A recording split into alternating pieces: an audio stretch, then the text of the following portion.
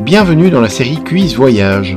Aujourd'hui, on attaque la deuxième partie de notre vidéo sur la fièvre typhoïde et le rôle du pharmacien face à cette pathologie du voyageur. Premier cas clinique. Monsieur Ahmed, 38 ans, rentre d'un séjour de 3 semaines en Inde. Il se présente à votre comptoir avec une fièvre à 39,2 degrés depuis 5 jours, une fatigue intense et des maux de tête. Son pouls est à 72 battements par minute, malgré la fièvre. Quelle est votre première action en tant que pharmacien? A. Lui délivrer du paracétamol 1 g et lui conseiller de revenir si la fièvre dure encore 48 heures. B.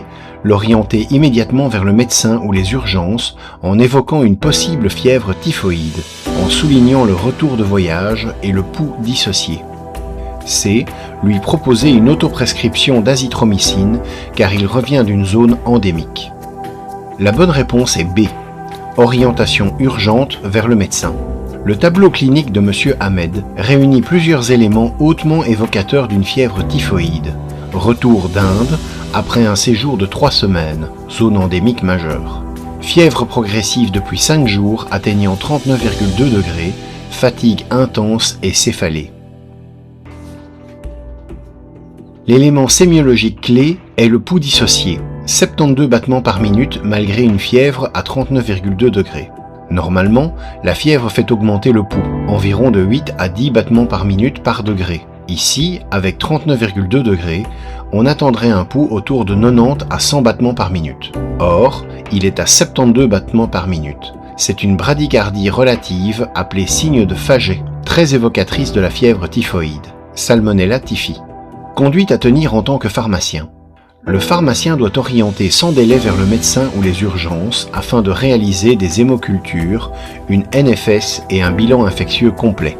Ces examens permettent de confirmer le diagnostic et d'adapter rapidement un traitement antibiotique. Sans traitement antibiotique adapté, la mortalité peut atteindre 10 à 25%.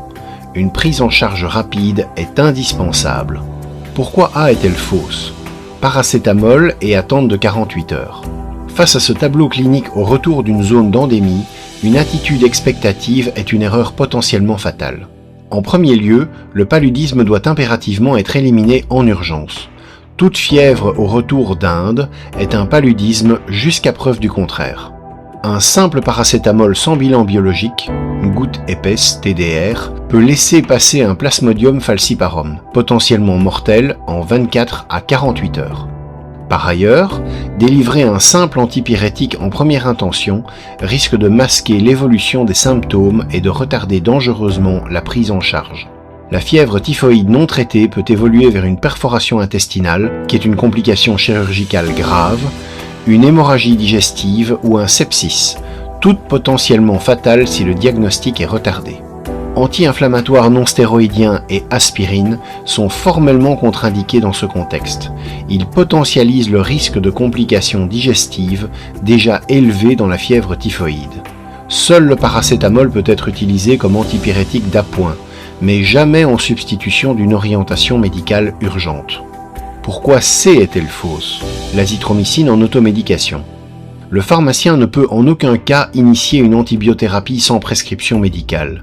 Par ailleurs, en l'absence d'antibiogramme, la sensibilité de la souche est inconnue.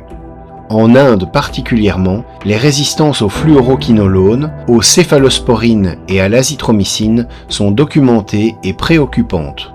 Des souches XDR, Extensively Drug Resistant, y sont signalées depuis 2016, rendant toute automédication antibiotique potentiellement inefficace, voire délétère en sélectionnant des souches résistantes.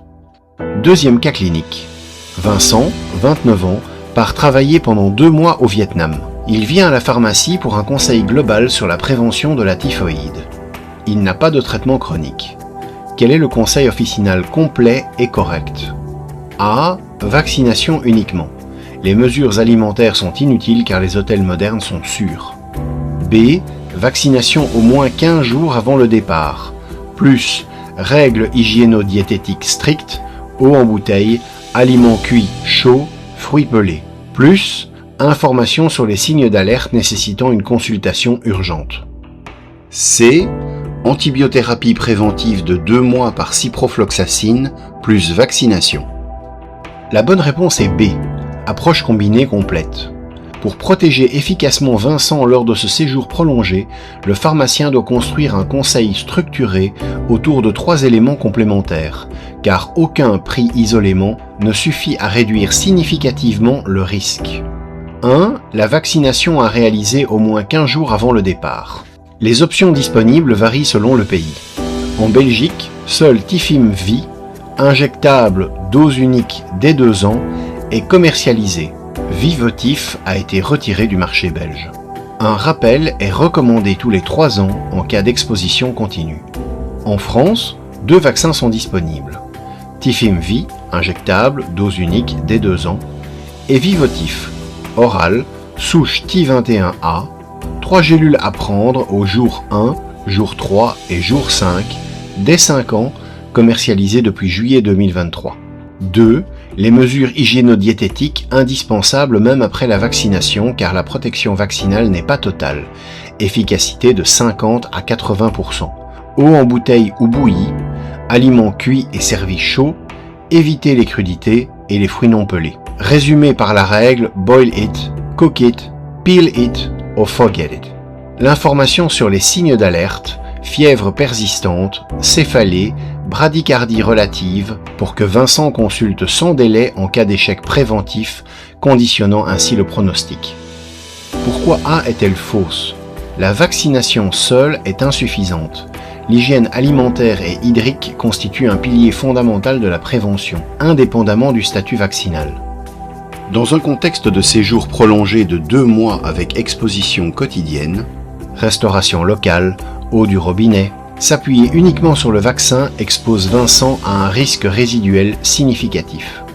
Pourquoi C est-elle fausse? Il n'existe aucune recommandation de chimioprophylaxie systématique contre la typhoïde. Une telle pratique favoriserait l'émergence de résistances bactériennes déjà particulièrement préoccupantes en Asie du Sud-Est. Elle exposerait également Vincent aux effets indésirables des fluoroquinolones sur 2 mois. Phototoxicité, tendinopathie, allongement du QT. Merci d'avoir suivi cette vidéo. À bientôt.